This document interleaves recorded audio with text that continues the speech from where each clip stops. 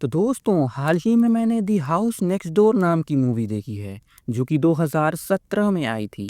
ये एक Tamil horror film है। तो दोस्तों इस मूवी की कहानी 1934 से शुरू होती है, जहां व्यूअर्स एक चाइनीज फैमिली को देख पाते हैं जहां एक औरत और उसकी बेटी रहा करते थे। मूवी कहानी आगे शिफ्ट होती है जहां हम व्यूअर्स डॉक्टर कृष्णकांत आचार्य एज क्रिश को देख पाते हैं, जो कि पेशे से एक न्यूरोसर्जन है जो कि अपनी वाइफ लक्ष्मी के साथ रहते हैं। दोनों की लाइफ काफ़ी अच्छी चल रही थी और एक दिन हम देखते हैं कि एक नई फैमिली इनके पड़ोस में रहने आई है। उस फैमिली का हेड होता है पॉल डिकोस्टा और उसकी वाइफ लिजी डिकोस्टा। उसके फादर भी उसके साथ रहते हैं और उनकी दो बेटी भी हैं, जिनमें पहली बेटी सारा और दूसरी बेटी जेनी। अब सारा जो है वो लिजी की बायोलॉजिकल डॉटर है, यानी लिजी जेनी की स्टेप मदर है, क्योंकि पॉल की बीवी की डेथ कई साल पहले हो गई थी। Now coming to the story.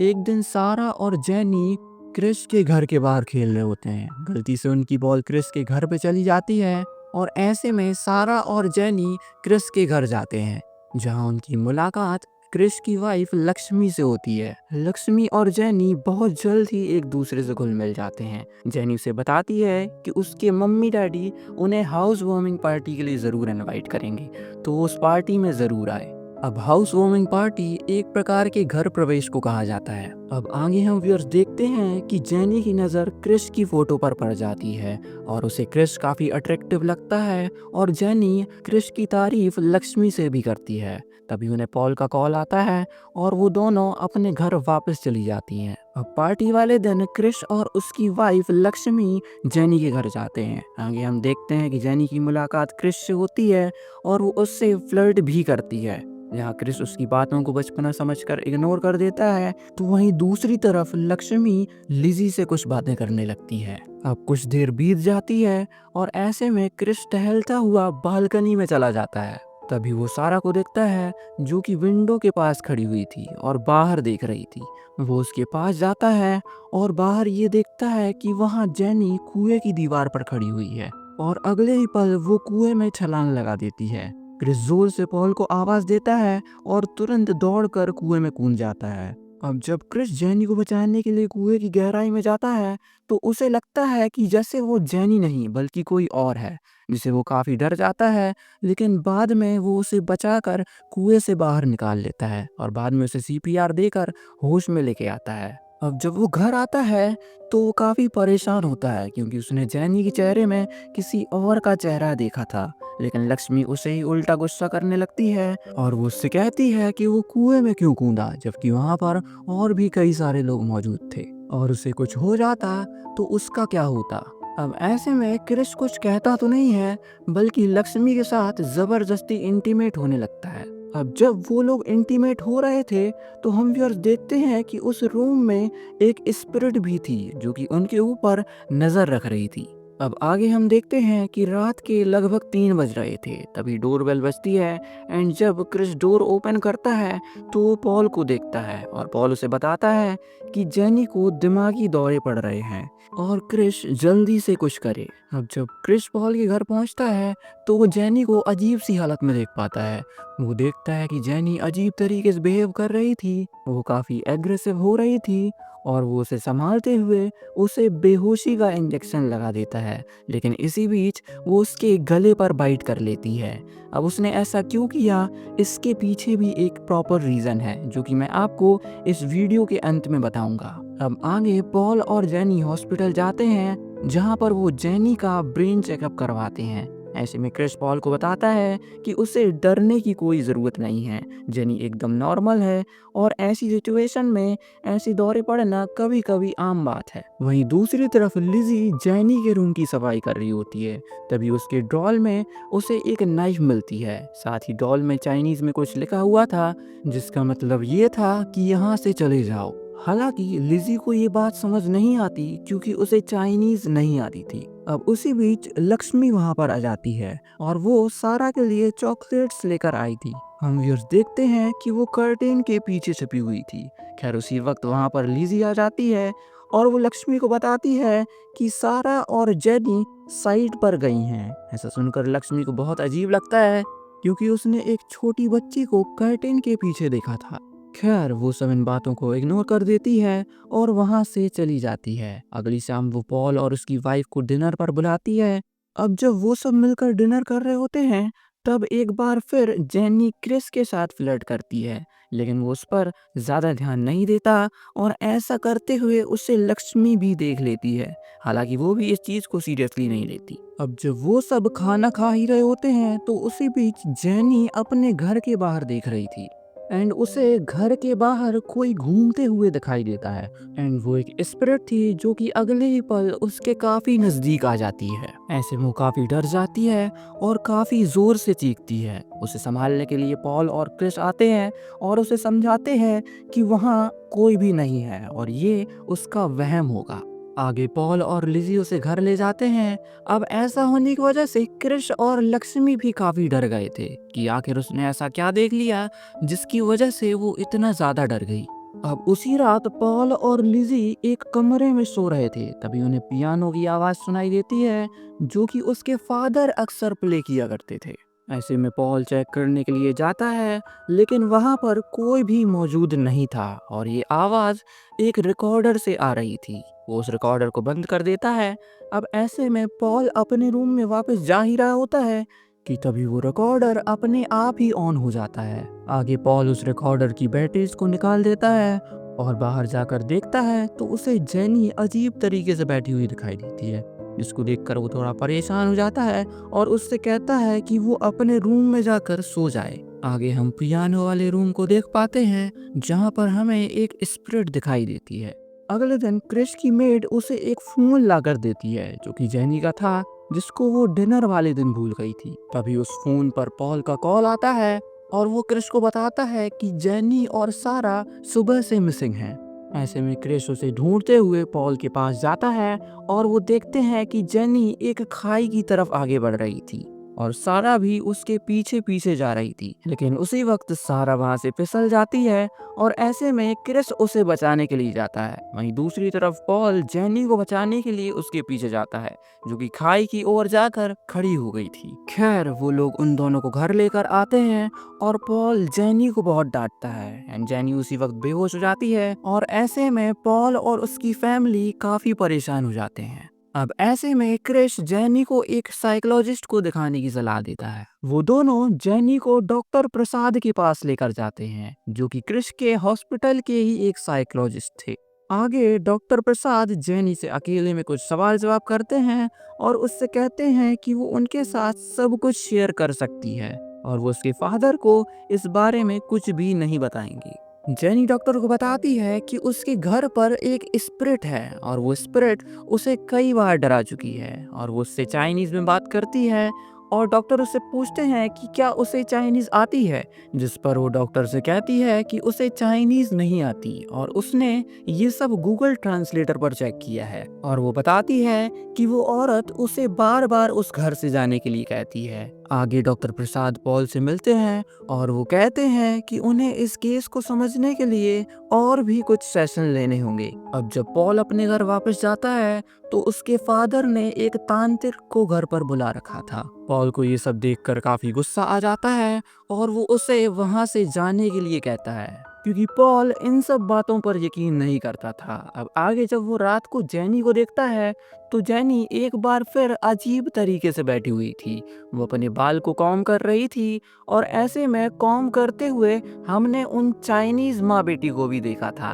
अब अगले सीन में जेनी को उसके फादर उसे कहीं घुमाने के लिए ले जाते हैं एंड उसी वक्त लेजी की माँ डॉक्टर प्रसाद को बुलाती है और डॉक्टर प्रसाद जेनी के रूम को जाकर चेक करते हैं। डॉक्टर प्रसाद को जेनी के रूम में कई सारी अजीब चीजें देखने के लिए मिलती हैं। जब डॉक्टर जेनी के टैब को चेक करता है तो उन्हें सर्च हिस्ट्री में घोस्ट एग्जॉर्सिज्म जैसी चीजें देखने के लिए मिलती हैं। उन्हें वहाँ कई सारी ऐसी चीजें मिलती हैं जो कि भूत प्रेत और पैरानॉर्मल एक्टिविटी से संबंधित थी। इसके साथ ही उन्हें ये भी पता चलता है कि जेनी कभी कभार ड्रग्स भी लिया करती थी। अब अगले सीन में डॉक्टर प्रसाद क्रिश को बताते हैं कि उन्हें जेनी पर हिप्नोसिस करना होगा ताकि वो उसकी मेंटल कंडीशन को और भी अच्छे से समझ पाए। आगे हम व्यूअर्स देखते हैं कि जब क्रिस घर आता है तो उसका झगड़ा अपनी वाइफ से हो जाता है, क्योंकि वो पॉल की बेटी की लाइफ में कुछ ज़्यादा ही इन्वॉल्व हो रहा था। और वो लक्ष्मी से कहता है कि जेनी सिर्फ एक पेशेंट है और वो उसकी मदद करने की कोशिश कर रहा है। अब अगले सीन में हम डॉक्टर प्रसाद को देखते हैं जो कि जेनी पर हिप्नोसिस थेरेपी कर रहे थे, और वो जेनी से पूछते हैं कि वो खाई के पास जाकर क्यों गई, जिस पर वो कहती है कि वो खाई के पास नहीं गई। तो डॉक्टर उससे पूछते हैं कि मैं उससे बात करना चाहता हूँ जो उस दिन उस खाई के पास गई थी। एंड देन हम व्यूअर्स देखते हैं कि किसी स्पिरिट ने उसे पजेस कर लिया था। अब जेनी चाइनीज में कुछ कह रही थी, वहाँ बैठा हुआ ट्रांसलेटर बताता है कि वो कह रही है कि ये घर उसका है और वो नहीं चाहती कि उसके अलावा इस घर में कोई भी रहे। और वो अपना नाम लीजिंग बताती है और वो अपने पेट को जोर से रब करने लगती है। ऐसे में डॉक्टर प्रसाद उससे पूछते हैं कि वो क्या कर रही है, जिस पर वो बताती है कि वो अपने पेट से ब्लड साफ कर रही है। आगे वो काफी जोर से चीखने लगती है और ऐसे में डॉक्टर प्रसाद हिप्नोसिस थेरेपी को वहीं रोक देते हैं। अब डॉक्टर प्रसाद क्रिस को बताते हैं कि जेनी एक मेंटल डिसीज से जूझ रही है और ये प्रॉब्लम उसे इस घर में आने के बाद हुई। जेनी जब इस घर में नई नई आई थी तब उसे इस घर में अच्छा नहीं लग रहा था। ऐसे में उसने अपना अकेलापन दूर करने के लिए भूत प्रेत और पैरानॉर्मल एक्टिविटीज के बारे में रिसर्च करना शुरू किया। वो बताते हैं कि उन्हें जेनी के रूम से एक एग्जॉर्सिज्म की बुक मिली है जो कि भूत प्रेत और स्पिरिट से संबंध रखती है। एंड उसे ऐसा लगता है कि किसी स्पिरिट ने उसे पजेस कर लिया है। डॉक्टर प्रसाद क्रिस और पॉल को बताते हैं कि उन्हें जेनी को ठीक करने के लिए एक प्रीस्ट की जरूरत पड़ेगी। डॉक्टर बताते हैं कि वो जेनी पर फेक एग्जॉर्सिज्म कराना चाहते हैं, जिससे जेनी को ये यकीन हो जाए कि उस स्पिरिट का पोजीशन उस पे से खत्म हो गया है। अब उसी दिन वो लोग वहाँ के नियरेस्ट प्रीस्ट मिस्टर जोशुआ के पास जाते हैं जो कि एग्जॉर्सिज्म के लिए तैयार थे, और वो कहते हैं कि वो जेनी पर एग्जॉर्सिज्म जरूर करेंगे, लेकिन वो एग्जॉर्सिज्म रियल होगा और इस बात से ये बात क्लियर हो जाएगी कि जेनी पर सचमुच किसी स्पिरिट का पोजीशन है या फिर ये सिर्फ एक मेंटल कंडीशन है। अब अगले दिन फादर जोशुआ जेनी पर एग्जॉर्सिज्म करते हैं एंड एग्जॉर्सिज्म स्टार्ट करते वक्त ये बात क्लियर हो जाती है कि जेनी पर सचमुच एक स्पिरिट का पोजीशन है। जेनी के हाव भाव बदलने लगते हैं और लीजिंग की स्पिरिट उसकी बॉडी को टेक ओवर कर लेती है। वो स्पिरिट इतनी पावरफुल होती है कि वो पॉल को हवा में ही उछाल देती है, और ऐसे में क्रिस और डॉक्टर प्रसाद उसे चेयर से बांध देते हैं। लेकिन वो स्पिरिट इतनी ज्यादा पावरफुल थी कि वो क्रिस पर अटैक कर देती है। ऐसे में क्रिस एक कवर्ड के नीचे दब जाता है। Now mister Joshua exorcism continue करते हैं और अगले ही पल जेनी का पोजेशन खत्म हो जाता है। एग्जॉर्सिज्म के एंड में वो स्पिरिट कहती है the girl will be die, यानी लड़की मर जाएगी। अब अगले ही पल हमें ऐसा लग ही रहा होता है कि सब कुछ ठीक हो गया है, लेकिन तभी फादर जोशुआ की बॉडी हवा में उल्टा फ्लोट होने लगती है और होली क्रॉस भी उल्टा हो जाता है। अब क्रॉस का उल्टा होना क्रिश्चियनिटी में ईवल और डार्कनेस का प्रतीक माना जाता है। Now coming to the story, mister Joshua की बॉडी नीचे गिर जाती है जिससे उनकी नेक ब्रेक हो जाती है, लेकिन जेनी एकदम नॉर्मल हो जाती है। फादर जोशुआ को हॉस्पिटल ले जाया जाता है जहां हमें पता चलता है कि फादर जोशुआ अब कोमा में है। ऐसा होने की वजह से क्रिश और डॉक्टर प्रसाद को काफी बुरा लग रहा था, क्योंकि उन्हीं के कहने पर उन्होंने जेनी पर एग्जॉर्सिज्म किया था। आगे हम पॉल की फैमिली को देखते हैं जो कि उस घर को बेचने का डिस्कशन कर रहे थे। पॉल कहता है कि उसने बड़ी मुश्किल से इस घर पर लोन अप्लाई किया है और जेनी भी यही चाहती थी कि वो इसी घर में रहे। वो कहती है कि वो एकदम ठीक है और अब इस घर को बेचने की कोई ज़रूरत नहीं है। देन हम व्यूअर्स देखते हैं कि उसी रात पॉल की मेड कुछ रिचुअल कर रही थी। तभी वहाँ पॉल आ जाता है और उससे कहता है कि ये सब क्या कर रही हो, जिस पर वो कहती है कि भले ही जेनी अब ठीक हो गई है लेकिन अभी भी इस घर में किसी की आत्मा है, इसलिए वो ऐसा कर रही है। लेकिन पॉल को ये सब पसंद नहीं था, वो इसे बंद करने के लिए कहता है। अब जब रात को सब सो जाते हैं तो कोई स्पिरिट उसकी मेड पर अटैक करती है, वो उसे मार डालती है। अब अगली सुबह जब पॉल उसका रूम चेक करता है तो उसे उसके बेड के नीचे एक डॉल मिलती है और वो डॉल वही थी जिसको लेकर वो रिचुअल कर रही थी और उसकी डेथ रहस्यमय तरीके से हो गई थी। अब आगे पॉल को भी ऐसा लगता है कि शायद उसकी मेड सच कह रही थी। ऐसे में पॉल एक बार फिर उस तांत्रिक को बुलाता है जिसने उसे घर से भगा दिया था। दूसरी तरफ हम क्रिश और लक्ष्मी को देखते हैं जहाँ हमें पता चलता है कि क्रिश की वाइफ लक्ष्मी अब प्रेग्नेंट है और दोनों ही इस बात से काफी खुश हैं। दूसरी तरफ वो तांत्रिक उस घर में मौजूद स्पिरिट से कम्युनिकेट करने की कोशिश करता है। वो बताता है कि इस घर में 2 स्पिरिट हैं जो कि पॉल और उसकी फैमिली को यहाँ से भगाना चाहती हैं, लेकिन यहाँ पर एक और स्पिरिट है जो कि इन्हें यहाँ से जाने नहीं देगी। अब मैं आप सभी को बता दूं कि वो 2 स्पिरिट उन 2 माँ बेटी की है जिन्हें हमने मूवी के स्टार्टिंग में देखा था। अब आगे के सीन में हम देखते हैं कि वही 2 स्पिरिट्स में से एक स्पिरिट क्रिश को डराती है, साथ ही मॉर्निंग में वो लक्ष्मी को भी डराती है जिससे लक्ष्मी नीचे गिर जाती है। उसे हॉस्पिटल ले जाया जाता है जहां पता चलता है कि उसका बच्चा एकदम ठीक है। दूसरी तरफ हम डॉक्टर प्रसाद को देखते हैं जो कि उस घर में बीती हुई घटनाओं के बारे में पता कर रहे थे। साथ ही हम क्रिश को ऑपरेशन थिएटर में देखते हैं जो कि सर्जरी कर रहा होता है। क्रिश को फिर एक बार उस स्पिरिट की मौजूदगी महसूस होती है जिससे उसकी सर्जरी थोड़ी गलत हो जाती है, जिस वजह से उसे कुछ दिनों के लिए सस्पेंड भी कर दिया जाता है। अब आगे हम डॉक्टर प्रसाद को देखते हैं जो कि क्रिश को बताते हैं कि उस घर में हुई घटनाओं का एकमात्र आई विटनेस आज भी जिंदा है और उन्हें उसके पास जाना चाहिए। दूसरी तरफ हम उस तांत्रिक को देख पाते हैं जो कि उसी कॉम्बी की मदद से बताता है कि जो स्पिरिट यहाँ मौजूद है उनकी बॉडी आज भी घर के पीछे दफन है जिसके अंदर उन 2 माँ बेटी की कब्र है। एंड उसे ये भी पता चलता है कि उस लड़की की माँ ऑलरेडी प्रेग्नेंट थी और जिस आदमी को हम देख रहे थे वो और कोई नहीं बल्कि उसका पति था जिसका नाम लूवे था।